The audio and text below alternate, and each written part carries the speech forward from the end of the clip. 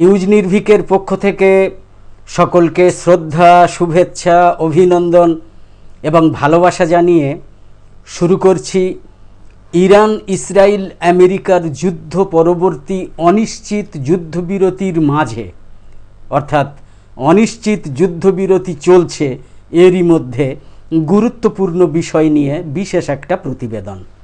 Iran যুদ্ধ নিয়ে জনমত তৈরিতে কেন ব্যর্থ হলো আমেরিকা। তো আজকের এই গুরুত্বপূর্ণ ভিডিওটা না সরিয়ে একদম শেষ অবধি দেখতে অনুরোধ করছি সকলকে। অবশ্যই ভিডিওটা শেষ পর্যন্ত দেখুন। আর অনুরোধ করছি, ভিডিওটা দেখা শেষ হলে যদি মনে করেন তাহলে ইউটিউব ভিডিওর ডেসক্রিপশান বক্সে এবং ফেসবুক ভিডিওর কমেন্ট বক্সে দেওয়া লিঙ্কে ক্লিক করে আমাদের নতুন জাকির হোসেন শেখ অফিসিয়াল ইউটিউব চ্যানেলটাকে দয়া করে সাবস্ক্রাইব করে রাখতে পারেন। গত 22শে জুন মার্কিন যুদ্ধ বিমান ইরানের আকাশসীমা লঙ্ঘন করে ইরানের 3টে পারমাণবিক প্রকল্পে 14টা বিশাল আকৃতির বোমা নিক্ষেপ করেছে। এই হামলা যে কোনো উস্কানির জবাবে ছিল এমনটাও নয়। বলা নেই কওয়া নেই, ইসরায়েলের অবৈধ আগ্রাসন ইরানের 600-র বেশি মানুষের প্রাণ কেড়ে নিয়েছে। সেই আগ্রাসনের পথ ধরেই আমেরিকার এই হামলা। এ যেন সেই পরিচিত এবং অভ্যস্ত হয়ে ওঠা দৃশ্যপটের পুনরাবৃত্তি। একটা সাম্রাজ্য তার কল্পিত প্রাচ্যে, যেটাকে তারা মধ্যপ্রাচ্য নামে ডেকে থাকে, সেই মধ্যপ্রাচ্যে নিরীহ মানুষের ওপর বোমা ফেলে আসছে।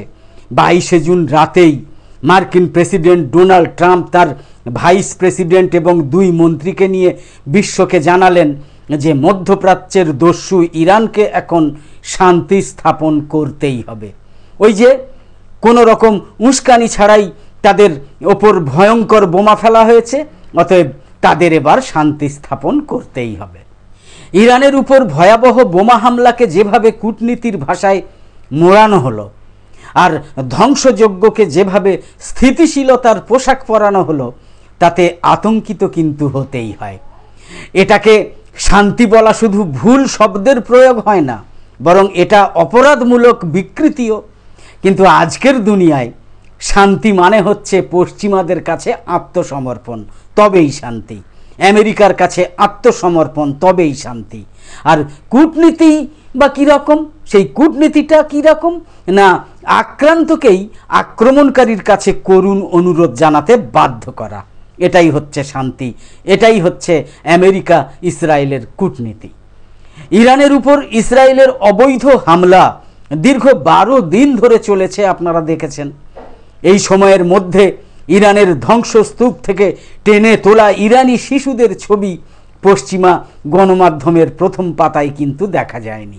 এর পরিবর্তে কি দেখা গেল না, এর পরিবর্তে দেখা গেল নিরাপদ বাংকারে আশ্রয় নেওয়া ইসরায়েলিদের নিয়ে বড় বড় প্রতিবেদন প্রকাশিত হলো। আর পশ্চিমা গণমাধ্যম গোয়েবেলসীয় কায়দায় ভাষা মুছে দেওয়ার কাজে তো খুবই নিখুঁত। এ তো আমরা বহুদিন ধরেই দেখে আসছি। তারা কেবল ভুক্তভোগী হিসাবে ইসরায়েলিদের উপস্থাপন করে চলে, যেটা এই যুদ্ধের মিথ্যা বয়ানকেই জোরালো করে। আর সেভাবেই তারা করলো পশ্চিমা গণমাধ্যম। শুধু ইরানের ক্ষেত্রেই এমনটা ঘটেনি। গত 20 মাসে গাজার বাসিন্দাদের অনাহারে রাখা হয়েছে, আগুনে পুড়িয়ে মারা হয়েছে। সরকারিভাবে বলা হচ্ছে 55,000-এর বেশি মানুষের প্রাণ গিয়েছে, কিন্তু বাস্তব হিসাব বলছে এই সংখ্যা লাখের ঘরে পৌঁছেছে। গাজার প্রতিটা হাসপাতালে বোমা হামলা করা হয়েছে, অধিকাংশ বিদ্যালয়ে হামলা করে ধ্বংস করা হয়েছে।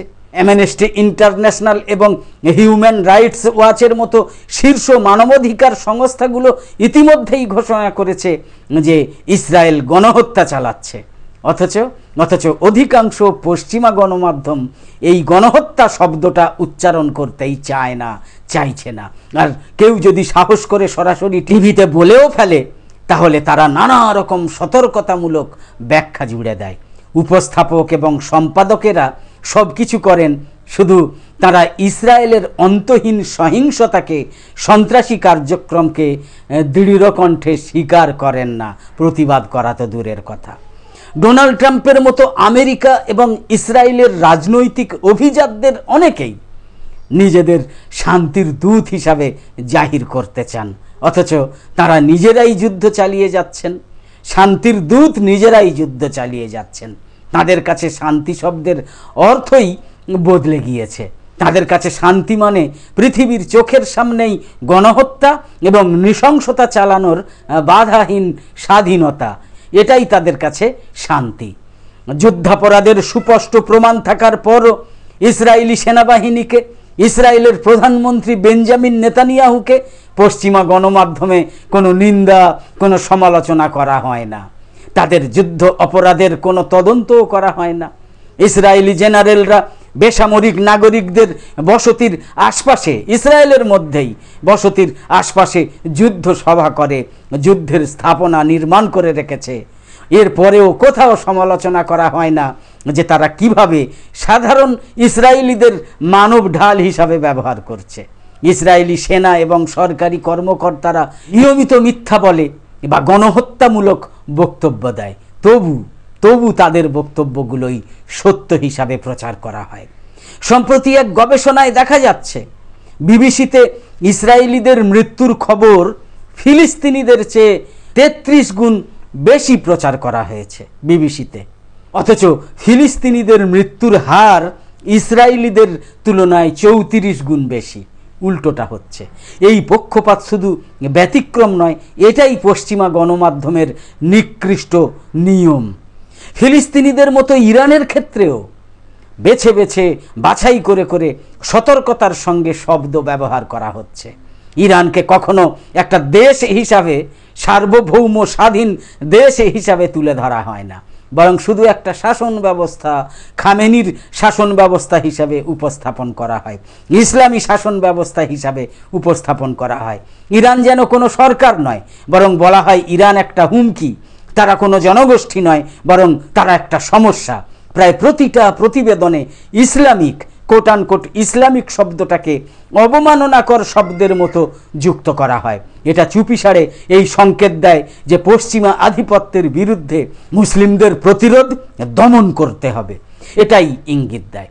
ইরানের কাছে পারমাণবিক অস্ত্র নেই, পারমাণবিক অস্ত্র রয়েছে ইসরায়েল এবং আমেরিকার কাছে, এটা সকলেই জানে। অথচ সেই ইরানকেই, যাদের কাছে পারমাণবিক অস্ত্র নেই, তাদেরকেই বিশ্ব ব্যবস্থার জন্য অস্তিত্বগত হুমকি হিসেবে দেখাচ্ছে ইসরায়েল, আমেরিকা আর তাদের দাসত্ব করা দেশগুলো, তাদের দাসত্ব করা বশংবদ মিডিয়াগুলো, পশ্চিমা মিডিয়া সহ তাদের বশংবদ সারা বিশ্বের মিডিয়াগুলো।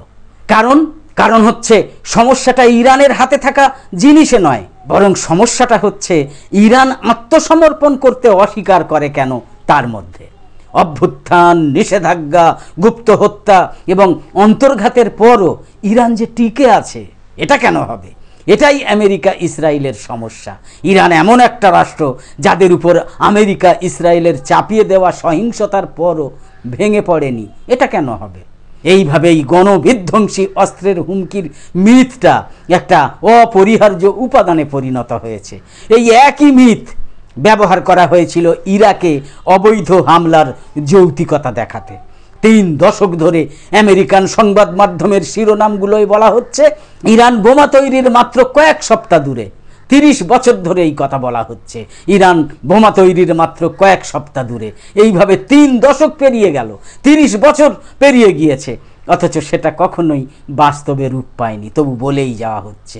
কতটা ভাঁওতাবাজ হলে 30 বছর ধরে এই মিথ্যা অভিযোগ করে আসা যায়, আর কতটা বোকা অথবা মুসলিম বিদ্বেষী হলে আমেরিকা ইসরায়েলের এইসব ধাপ্পাবাজি বিশ্বাস করা যায়। কিন্তু ভয় ধরাতে হবে, ভয় দেখাতে হবে, ইসলাম ফোবিয়া তৈরি করতে হবে, ইরান নিয়ে ভয় দেখাতে হবে। যে রাষ্ট্র অন্য আমেরিকা ইসরায়েলের কাছে মাথা নত করে না, সেটা যদি ভিত্তিহীন হয় ভয় দেখাতে হবে, সেটাও কাজে লাগানো যায়। আপনি যদি মানুষকে ভয়ের জগতে রাখতে পারেন, তাহলে তাদের চুপ করিয়ে রাখতে পারবেন।